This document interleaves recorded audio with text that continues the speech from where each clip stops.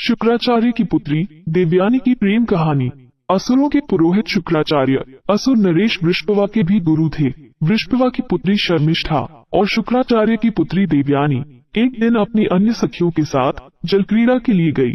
उन्होंने अपने कपड़े एक पेड़ के नीचे रखे थे। लड़कियों की जलक्रीड़ा के दौरान तेज हवा चली और कपड़े इधर उधर हो गए।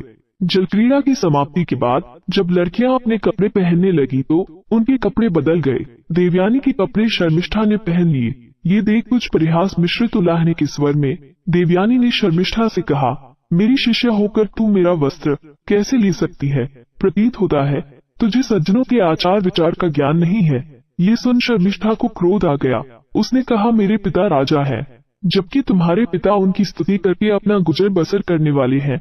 तू भिखारी की बेटी है जो भिक्षा लेकर गुजर बसर करता है। मेरे पिता की स्तुति की जाती है जो सभी को दान देते हैं, किसी से कुछ नहीं लेते। भिखारी की बेटी, तू मुझ पर क्यों अनावश्यक क्रोध कर रही है? इसके बाद देवयानी क्रोधित होकर शर्मिष्ठा के शरीर से अपने वस्त्र खींचने लगी। इस खींचातानी में शर्मिष्ठा ने देवयानी को धक्का दे दिया और वह कुएं में गिर गई। शर्मिष्ठा क्रोध में थी, अतः उसने कुएं में झांककर भी नहीं देखा। ये सोचकर कि देवयानी कुएं में गिरकर मर गई होगी, शर्मिष्ठा नगर लौट गई। शर्मिष्ठा और उसकी सखियों की जाने के कुछ देर बाद राजा ययाति वहां पहुंचे। वे किसी हिंसक पशु का पीछा कर रहे थे। घने वन में हिंसक पशु तो गायब हो गया और प्यास से व्याकुल राजा ययाति कुआं देख उसके पास गए। उन्होंने कुएं में झांक कर देखा तो पाया कि कुएं में पानी के स्थान पर घास, तिनकों और लताओं के ऊपर एक सुंदर युवती है। राजा ययाति ने युवती का परिचय पूछने के बाद उसे अपना परिचय दिया। इसके बाद उन्होंने उसे दिलासा देकर बाहर निकाला। युवती ने बाहर निकलते समय अपना दाहिना हाथ राजा ययाति को दिया। कुएं से निकलने के बाद ययाति ने देवयानी से कहा, अब तुम निर्भय होकर जहाँ जाना चाहती हो जा सकती हो। ये सुनकर देवयानी ने ययाति से कहा, तुमने मेरा दाहिना हाथ पकड़ा है, अतः अब तुम मेरे पति हो गए। अब मुझे अपने साथ ले चलो। ययाति ने कहा, हे सुमुखी, तुम ब्राह्मण कन्या हो और मैं क्षत्रिय हूँ, इसलिए हमारा विवाह नहीं हो सकता। मैं तुमसे विवाह कैसे कर सकता हूँ? तुम शुक्राचार्य की पुत्री हो जो जगत गुरु होने योग्य है। उनकी पुत्री का विवाह एक क्षत्रिय से कैसे हो सकता है? देवयानी ने कहा, हे राजन, अगर मेरे कहने पर तुम आज मुझे वरण करने को तैयार नहीं हो और मुझे साथ नहीं ले जाते हो तो मैं पिताजी की अनुमति लेकर तुम्हारा वरण करूंगी, तब तुम मुझे अपने साथ ले जाओगे। इसके बाद ययाति देवयानी से विदा लेकर चले गए। ययाति के जाने पर देवयानी घर नहीं गई, वहीं एक वृक्ष का सहारा लेकर खड़ी हो गई। पुत्री के घर लौटने में हुए विलंब से चिंतित गुरु शुक्राचार्य ने उसकी खोज में एक दासी भेजी। दासी पद चिन्हों के सहारे देवयानी तक पहुंची और उसने उसे वहां रोते हुए पाया। जब दासी ने देवयानी से उसके पिता की इच्छानुसार शीघ्र घर पहुंचने को कहा तो उसने दासी को पहले शर्मिष्ठा द्वारा किए गए दुर्व्यवहार के बारे में बताया और फिर कहा कि पिताजी से कह देना कि अब मैं वृषभवा के नगर में पैर नहीं रखूंगी। दासी ने नगर में लौटकर शुक्राचार्य को देवयानी के अपमान और निश्चय की जानकारी दी। दासी की बात सुनकर शुक्राचार्य तुरंत अपनी पुत्री की खोज में निकले और थोड़े से प्रयास के बाद उसके पास पहुंच गए। पुत्री को सांत्वना देते हुए उन्होंने कहा, बेटी, हमें अपने ही भले या बुरे कामों के कारण सुख या दुख मिलता है। प्रतीत होता है कि तुमसे कुछ बुरा कर्म हो गया था जिसका फल तुम्हें मिल रहा है। फिर देवयानी ने थोड़े क्रोध और दुख से कहा, पिताजी, मेरे भले या बुरे कर्मों की बात छोड़कर कृपा करके मेरी बात ध्यान से सुनिए। वृषभवा की पुत्री ने आज मुझसे बड़े घमंड से कहा कि आप चारण भाटों की तरह असुरों के गुण गाते हैं। मैं स्तुति करने वाले और भीख मांगने वाले की पुत्री हूँ। उसने मुझे बार बार इस तरह के शब्द कहकर अपमानित किया। यही नहीं, उसने मुझे कुएं में धकेलकर मारने का प्रयास किया। क्या शर्मिष्ठा की यह बात सच है कि आप भिखारी हैं? शुक्राचार्य ने कहा, बेटी देवयानी, तू स्तुति करने वाले, भीख मांगने वाले या दान लेने वाले की बेटी नहीं है। मैं राजा की प्रशंसा करने वाला चारण भाट नहीं हूँ। मैं किसी की स्तुति नहीं करता, लोग मेरी स्तुति करते हैं। देवयानी को समझाते हुए शुक्राचार्य ने कहा, पुत्री, जो मनुष्य दूसरों के कठोर वचन या अपनी निंदा सह लेता है वह संपूर्ण विश्व को जीत लेता है।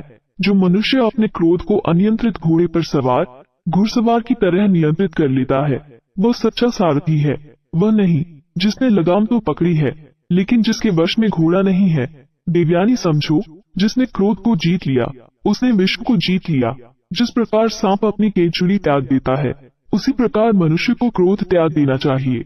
देवयानी ने कहा, पिताजी, यद्यपि अभी मैं छोटी हूँ, तथापि धर्म अधर्म का अंतर समझती हूँ।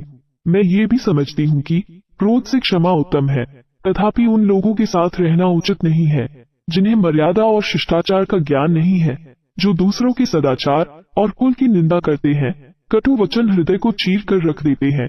हथियारों से किए गए घाव तो भर जाते हैं, विष का प्रभाव भी धीरे धीरे समाप्त हो जाता है और अग्नि से जला मनुष्य भी कुछ समय बाद ठीक हो जाता है, लेकिन कटु वचन से किए गए घाव नहीं भरते हैं। देवयानी की बात सुनकर शुक्राचार्य अत्यंत क्रोधित होकर वृषभवा के पास गए। उन्होंने उससे कहा, पहले तुम्हारे सेवकों ने मेरे यहाँ विद्याध्ययन कर रहे निष्पाप और धर्मज्ञ कच की बार बार हत्या की।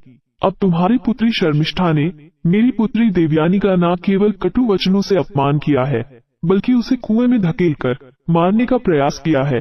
इस अपराध के लिए अब मैं तुम्हारे राज्य में नहीं रहूंगा। शुक्राचार्य की यह धमकी सुनकर वृषभवा भौंचक रह गया। उसने कहा, मुझे इस बारे में कुछ पता नहीं है, लेकिन अगर आप हमें छोड़कर जाएंगे तो हम समुद्र में कूदकर जान दे देंगे या जलती आग में कूद पड़ेंगे। वृषभवा के ये वचन सुनकर शुक्राचार्य ने कहा, आप कुछ भी करें, चाहे समुद्र में कूदे या जलती आग में कूदे, मैं अपनी पुत्री का अपमान और उसके प्रति किया गया कठोर व्यवहार सहन नहीं कर सकता।